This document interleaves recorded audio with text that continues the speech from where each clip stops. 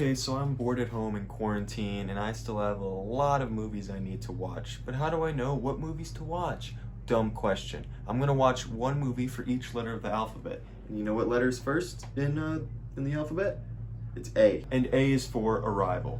Now I know nothing about this movie other than the fact that it's got Amy Adams, Jeremy Renner, and a giant alien egg thing on Earth or something.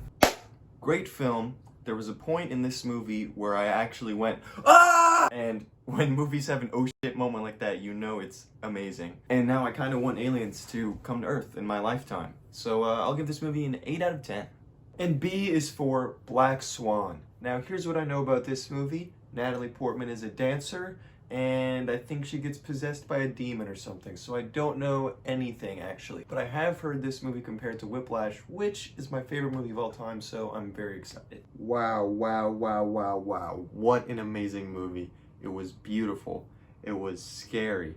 It was intense. It was sad. It was a little gay, but it was perfect. I don't know, 10 out of 10.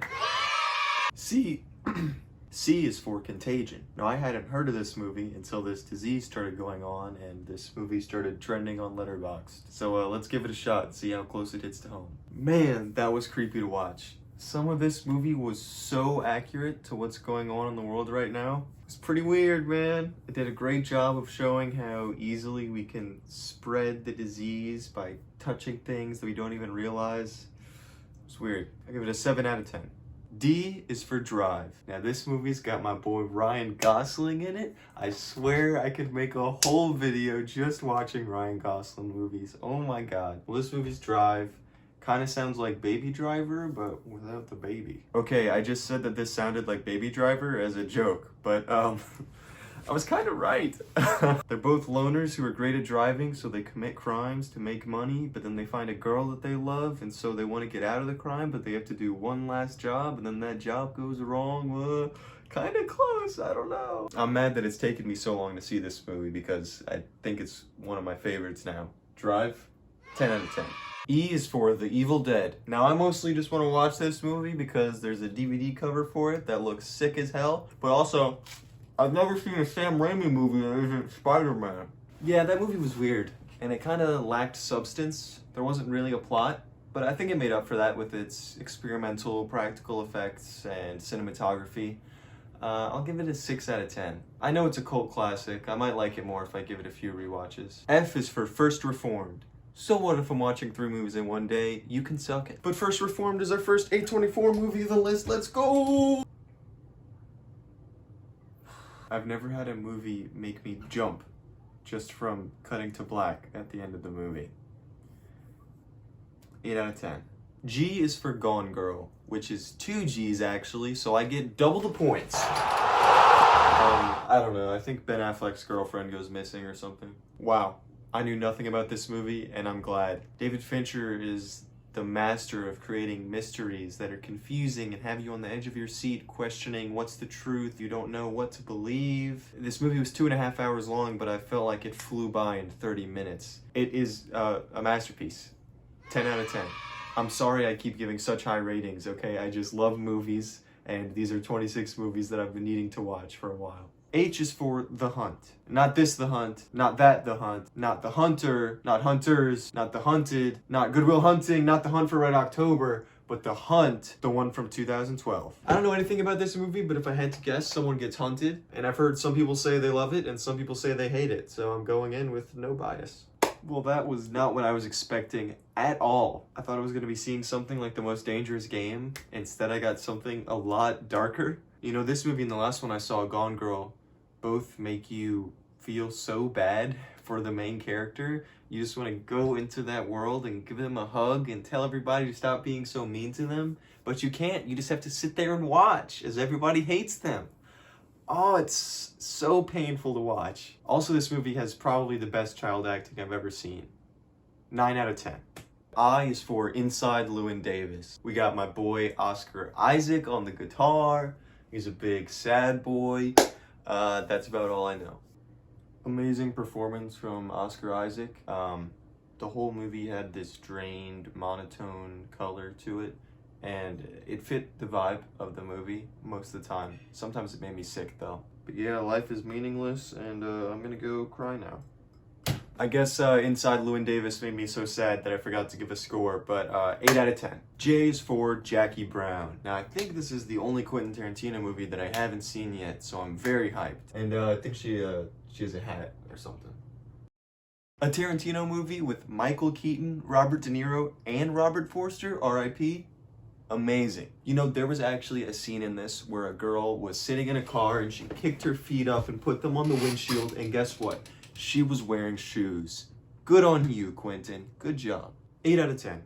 And K is for, I'm not exactly sure yet. You see, I can't decide if I want to watch Kung Fu Hustle or The Killing of a Sacred Deer. They both sound really good and I need to see both of them, so I'm just gonna flip a coin on it, yeah?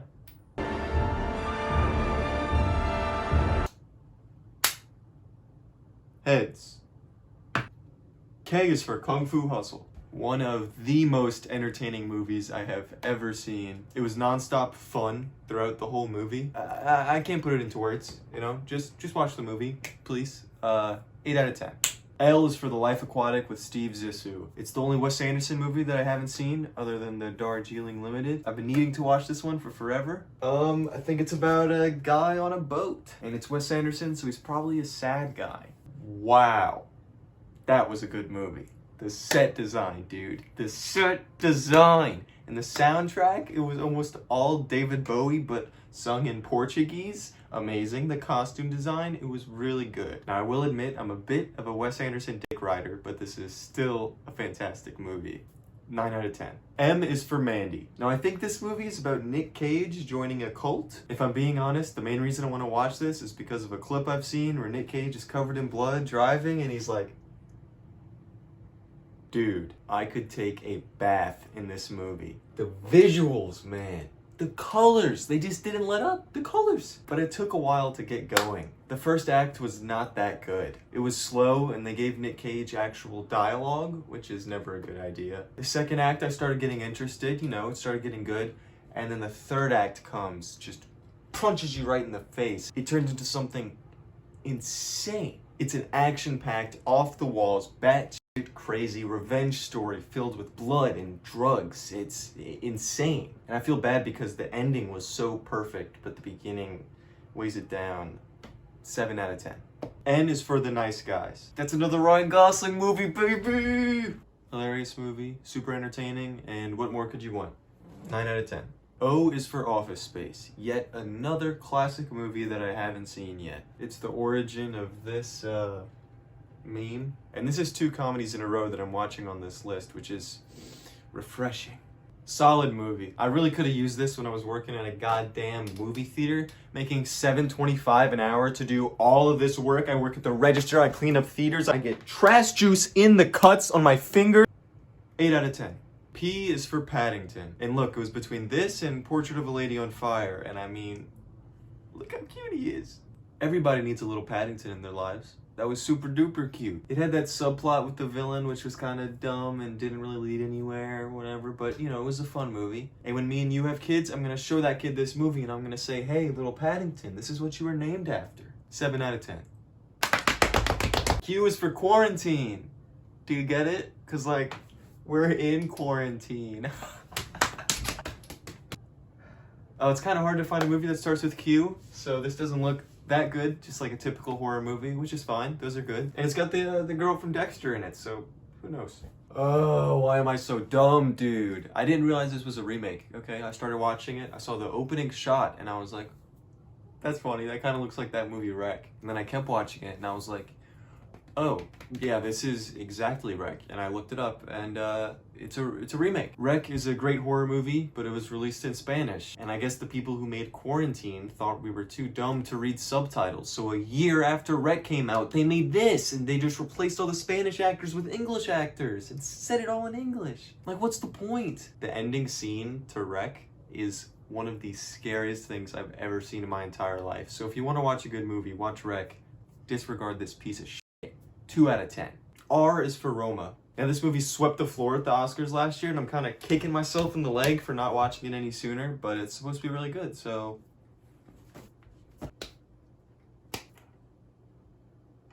That was a lot to take in. It was beautiful, and it was so real and scary, like scary in ways that'll like haunt you.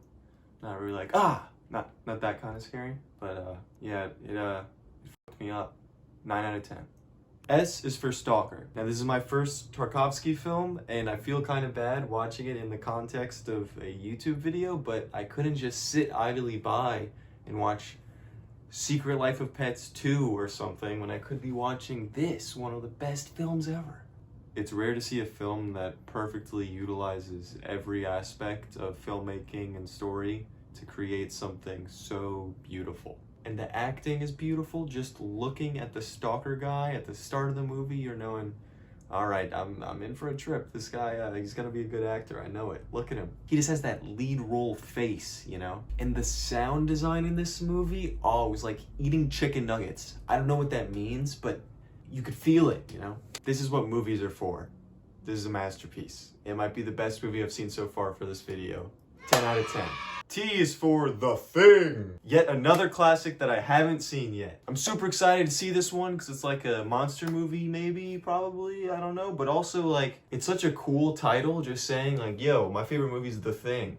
I'm gonna feel cool watching this movie. Yeah, cool was definitely the right word to use when describing this movie. It's sick. The effects, dude. It was like some of the best effects I've ever seen in a movie, and they were all practical. Plus, Kurt Russell's like the hottest he's ever been in this movie. And there's like tons of fan theories about what really happened, so I'm gonna go read a bunch of those. 10 out of 10.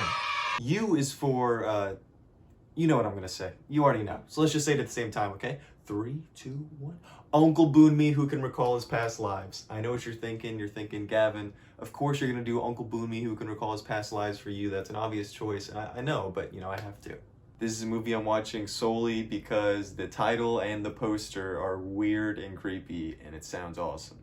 So that was not the horror movie that I was expecting it to be. It was actually very emotional. Well, other than that part in the middle where the chick had sex with a catfish, I'm still trying to figure out what that meant. Yeah, I'm a sucker for movies about death, so 8 out of 10. V is for Vice. Christian Bale got fat for this, so it better be good. Well, it certainly had a unique style to it. It was just trying to be so random and edgy. Like, oh, we said the F word in the opening text narration. Oh, we're crazy. And at some points it would just turn completely into a comedy. And those scenes would get old really quick. Like, I wanted to fast forward through a movie, which never happens. But yeah, Christian Bale did a great job. Sam Rockwell did a good job, of course. 6 out of 10. W is for Waves. It's an A24 movie by that guy who did It Comes at Night. So I'm excited. Yeah, I mean, all you have to do to sell me to watch a movie is say it's A24. I knew I was gonna love this movie from the moment I saw the Life of Pablo poster in the main character's room. In the beginning, I was loving it, and I was thinking it was like a combination of Whiplash and Boyhood, and then it went on, and I was like, yo, this has turned into more of Good Time, and then I gave up trying to compare it to anything else because it's its own thing. By the time I decided this was one of my favorite movies, I went to check how much time I had left, and I still had 1 hour and 20 minutes, dude. I almost felt like I didn't deserve to be watching this movie. And then, of course, there's the music that's just the cherry on top. They had Frank Ocean and Tyler, the Creator, and Kanye West, and then Frank Ocean again. They were all great choices. And then they just had to step it up a notch. For the last song of the movie, the last scene, they play True Love Waits by Radiohead, which is like my 3rd favorite song of all time. I love that song so much, and I keep telling myself, if I ever make a movie, I'm gonna put that song in it, and then damn Trey Edward Schultz beats me to it. This is one of the best movies I've ever seen. 10 out of 10. X is for X-Men, Days of Future Past. I mean, come on, what choices did I have? Was I gonna watch XXX with Vin Diesel? But yeah, I've been meaning to catch up on all the new X-Men movies for a while anyway. I saw First Class and it was good. I hope this is as good. Okay, so I did not realize these new X-Men movies were gonna be connected to the original trilogy. But in the opening scene of this one, I was like, that kind of looks like Kitty Pryde. And then Sir Patrick Stewart showed up, and then the whole rest of the gang from the original movie showed up, and I was freaking out, man. So I guess like the whole point of this movie is just to give a reason why they can make new X-Men movies with younger versions of the X-Men, which, you know, it's confusing. But I love the X-Men, man. Like, they all have kind of boring powers for the most part, but since there's so many of them, you don't even notice because there's just a whole bunch of people with simple powers going I don't know, it's so cool. And this movie was like setting up a foundation to make many more X-Men movies after it, and they made 2 more, but now the X-Men are coming to the Marvel Cinematic Universe, so they're gonna have to restart again. I don't know, but I think this is probably the best X-Men movie I've seen. 7 out of 10. Y is for You Were Never Really Here. Oh, it's got Joaquin Phoenix with a beard, and he's back looking out of windows just like he did in Joker and Her. More like Joke Her. But yeah, just from the title, You Were Never Really Here, this sounds like a movie that's supposed to mess you up. You know, it's weird how sometimes I'll watch two different movies and they'll both have an equal impact on me. And one of them, when I'm watching it, I'm taking down so many notes, I have so much to say about the movie. And then the other one, which hit me just as hard, I won't write anything. I'll just be left wordless. You Were Never Really Here was one of those movies. I don't know how to put it into words, but I loved it. What I can say was Joaquin was great as always, and he had some mass in this movie, which makes it even more impressive with how much he lost for Joker. But 9 out of 10. Z is for Zodiac. We're finishing out strong with a David Fincher movie about the Zodiac killer, and it's got an all-star cast. By that, I mostly mean it's got Jake Gyllenhaal, who is my boy. Yeah, that was great. I watched the director's cut, which added a few more minutes to it, which I'm grateful for, but I still wanted so much more. See, like, throughout the movie, there's different characters that are currently obsessed with the Zodiac killer case, and it gets to their heads, and it messes up their lives, and then they give up, and it goes on to the next character. And it happens all throughout the movie, and by the end, you know, it's based on a true story. They don't officially know who the Zodiac killer is. So you're left that dumb character that's still obsessed and wants to know what's gonna happen next. They pass on the craziness to you. It was definitely super intense, super fun. 9 out of 10. Alright folks, I'm done. I've watched all 26 movies. I couldn't have done it without you, Ryan Gosling. Or you, Andre Tarkovsky. Or you, Amy Adams. Or Natalie Portman. Or you, Jake Gyllenhaal. Or who could forget Paddington? David Fincher. Not you. I never want to see you again. Ryan Gosling again. And you, of course, for watching the video. Thank you very much. If you have any other movie suggestions for me, leave them in the comments. I hope you discovered some good movies from this video. And goodbye. Bye now. Goodbye. Goodbye. Bye.